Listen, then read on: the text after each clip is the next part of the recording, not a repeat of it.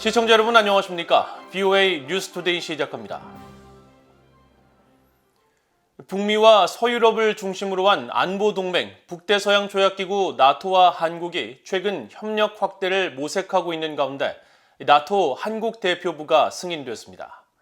나토는 공동 안보 문제를 다루기 위해 인도태평양 파트너국과 협력을 강화하는 차원이라고 설명했습니다. 첫 소식 박형주 기자가 보도합니다. 북대서양 조약기구 나토의 최고 의사결정기관인 북대서양 이사회는 26일 벨기에 주재 한국 대사관을 나토 한국 대표부로 지정해달라는 한국 정부의 요청을 수락하기로 합의했다고 밝혔습니다. 그러면서 이번 결정은 지역 간 도전과 공동 안보 이익을 다루기 위해 인도태평양의 신규 및 기존 파트너들과 대화와 협력을 강화하기로 동맹국들이 합의한 데 따른 것이라고 설명했습니다. 북대서양 이사회가 한국 대표부 개설을 승인함에 따라 한국 정부는 상주 대사를 지명하고 나토 측이 이를 승인하면 관련 절차는 사실상 마무리되며 약 6주가 소요될 것으로 전해졌습니다. 나토 주재 한국 대표부 대표는 윤순구 현 벨기에 주재 한국 대사가 겸직할 것으로 알려졌습니다.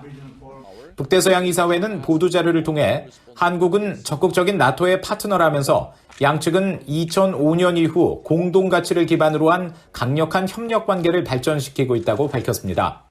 특히 비확산, 사이버 방위, 테러 방지, 안보 관련 민간과학 프로젝트, 상호 운용성, 생화학 및 핵 방사능 방어, 재난 대응 등 다양한 분야에서 정치 대화와 실질적 협력이 이루어지고 있다고 설명했습니다. 북대서양 조약기구 나토는 냉전 체제하 구소련을 중심으로 한 동구 사회주의권의 위협에 맞서기 위해 1949년 창설된 집단 방위기구로 미국과 캐나다 등 30개국이 공식 회원국입니다. 한국과 일본, 호주, 뉴질랜드 등 미국의 아시아 태평양 지역 주요 동맹들도 파트너 국가로 참여하고 있는데 특히 나토가 중국을 서방의 이익과 안보 가치에 대한 구조적 도전으로 규정하면서 한국 등과의 협력 확대를 모색하고 있습니다.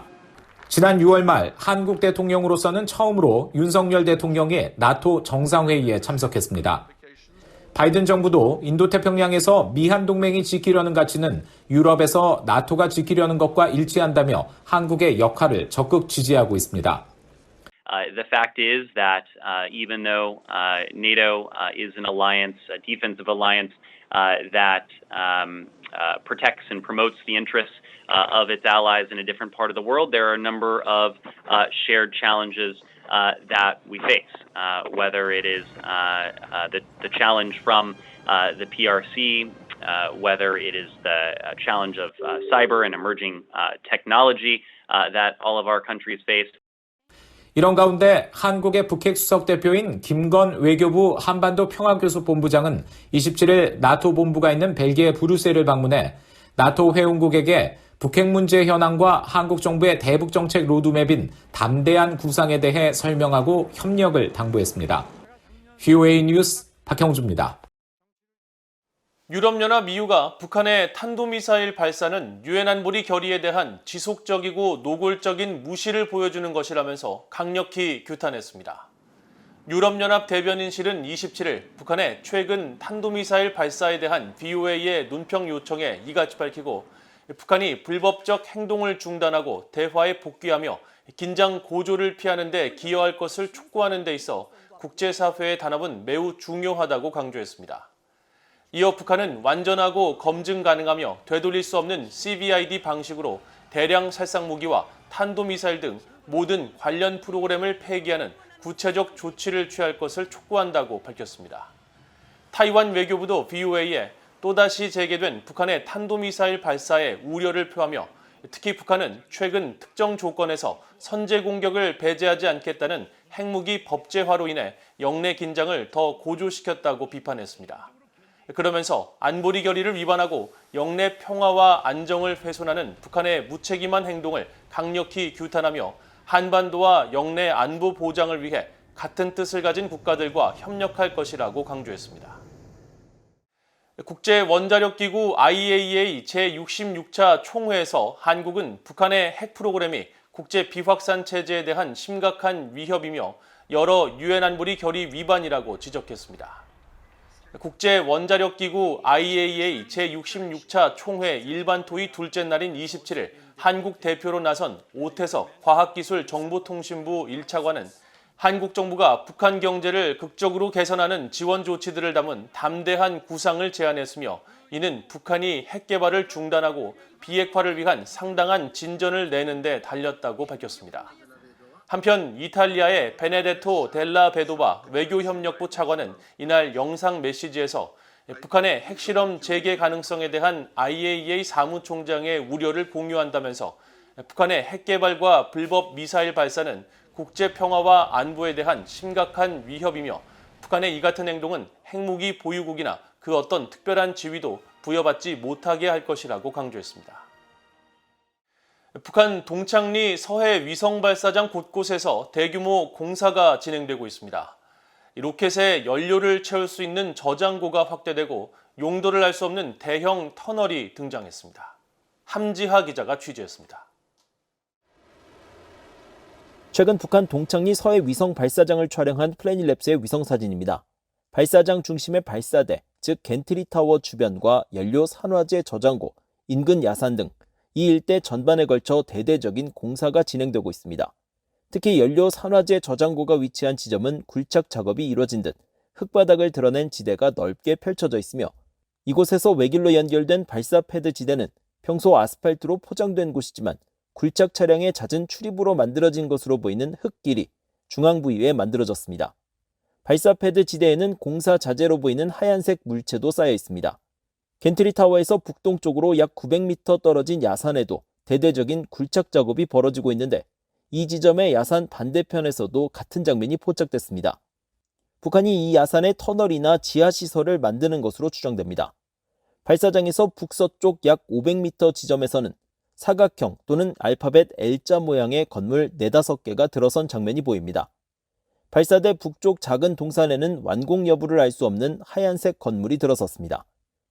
이 같은 모습은 이 일대의 상황을 분석해온 국제전략문제연구소의 분단을 너머의 고화질 위성사진에서도 확인할 수 있습니다. 이 위성사진에서는 북한이 겐트리 타워 바로 옆에 철제로 보이는 각종 자재를 쌓아두고 직사각형 모양의 하얀색 물체를 발사 패드 한켠에 모아둔 모습을 볼 수 있습니다. 연료 산화제 저장고는 기존 건물의 외형이 다 사라지고 대신 무언가를 실어나르는 것으로 추정되는 덤프트럭 여러 대만이 건물 내부에서 포착됐습니다. 분단을 넘어는 이번 건축 활동이 저장고의 용량 확대에 초점이 맞춰진 것으로 분석했습니다. 만약 연료 산화제 저장고의 크기가 커지면 로켓에 주입할 수 있는 연료의 양도 많아져 기존보다 더 큰 로켓 발사도 가능해집니다. 위성사진 분석가인 데이비드 슈멀러 제임스 마틴 비확산센터 선임연구원은 27일 BOA와의 전화통화에서 지난 3월 북한 김정은 국무위원장이 지시한 현대화 작업이 순차적으로 진행되고 있는 것으로 분석했습니다. We're seeing two different types of construction activity. We can see things that are related to what was shown on the board. We had a before and after of the checkout building and then the covered or concealed missile moving building. We have that tunneling activity that's happening kind of in the middle of the facility. 슈멀러 선임연구원은 터널 굴착 작업의 경우 한쪽은 서해 위성 발사장과 연결돼 있지만 다른 한쪽은 서해 바다 쪽 바깥으로 입구가 만들어진 사실에 주목했습니다. 그러면서 이 터널의 용도에 의문을 제기하며 위성 발사장과 연결되지 않은 반대편에서 어떤 일이 일어날지 좀 더 두고 봐야 한다고 설명했습니다. BOA 뉴스 함지아입니다. 미국 국방부가 주한미군은 미한동맹과 한국의 주권을 방어하고 영내 미국의 국익을 지원하기 위해 높은 수준의 준비태세와 연합방위태세를 유지하는 데 헌신하고 있다고 밝혔습니다. 패트릭 라이더 미국 국방부 대변인은 27일 정례 브리핑에서 타이완 위기 시 주한미군이 투입될 수 있느냐는 질문에 가정에 근거한 추측은 하지 않겠다면서 이같이 답했습니다. 이어 미한동맹은 오랜 역사를 갖고 있고 한반도와 영내 미국의 국익을 지키기 위한 양국 협력의 역사도 오래됐다고 강조했습니다. 라이더 대변인은 또 미국 해군의 로널드 레이건 핵항모 전단이 29일까지 한국 동해에서 미한 해군의 상호 운용성과 전술, 기술, 절차 등을 강화하는 목적으로 연합훈련을 진행하고 있다면서 미국은 미한 동맹을 강화하고 영내 안보를 증진하기 위해 한국 주변 해역에서 주기적으로 핵항모 전단 작전을 진행하고 있다고 설명했습니다. 북한 등 적국에 미국의 비축유가 판매되는 것을 금지하는 법안이 미국 하원에서 발의됐습니다. 바비 러시 의원과 프랭크 펠런 의원 등 미국 민주당 하원 의원 9명이 26일 공동 발의한 이 법안은 중국과 러시아, 이란, 북한 등 미국의 제재를 받고 있는 나라에 미국의 비축유 수출을 금지하는 내용을 담고 있습니다. 앞서 상원에서도 테드 크루즈 의원 등 공화당 의원들이 지난 7월 유사한 내용의 법안을 발의한 바 있습니다. 미국 정부가 공급하는 비축유는 기업들이 경매를 통해 판매 계약을 수주하는데 의회 일각에서는 기업들이 전략 비축유를 사들여 중국에 판매하는 데 대한 우려를 제기해왔습니다. 한국인 10명 가운데 8명이 미국의 친밀감을 느끼는 등 미국에 대한 호감도가 역대 최고 수준이라는 조사 결과가 나왔습니다. 한국서울대 통일평화연구원이 지난 22일 공개한 2022 통일의식조사 보고서에 따르면 지난 여름 한국 성인 남녀 1,200명을 대상으로 1:1 면접 조사를 실시한 결과 응답자의 80.6%가 가장 가깝게 느끼는 국가로 미국을 꼽았다고 밝혔습니다. 통일평화연구원은 미국에 대한 친밀감이 80%를 돌파한 것은 이번이 처음이라며 미국은 협력 대상 인식에서도 86.3%를 보여 역대 최고치를 기록했다고 밝혔습니다. 또 일본을 협력 대상으로 응답한 비율이 2019년 이후 지속적으로 상승해 올해 19.1%로 나타났고 국내 일본인에 대한 친근감도 22.1%로 급증해 주목된다면서 윤석열 정부가 중시하는 한미일 협력 강화와 신냉전 기류가 영향을 미친 것으로 분석했습니다. 한편 북한에 대한 친밀감은 9.7%로 지난해보다 3.7% 하락했고 일본에 대한 친밀감은 5.1%, 중국은 3.9%, 우크라이나를 침공한 러시아는 0.5%에 그쳤으며 가장 위협적인 국가로는 중국이 44%로 가장 높았고 이어 북한이 36.9%, 러시아는 8.5%로 뒤를 이었습니다. 이상으로 VOA 뉴스투데이를 모두 마칩니다. 시청해주신 여러분 고맙습니다.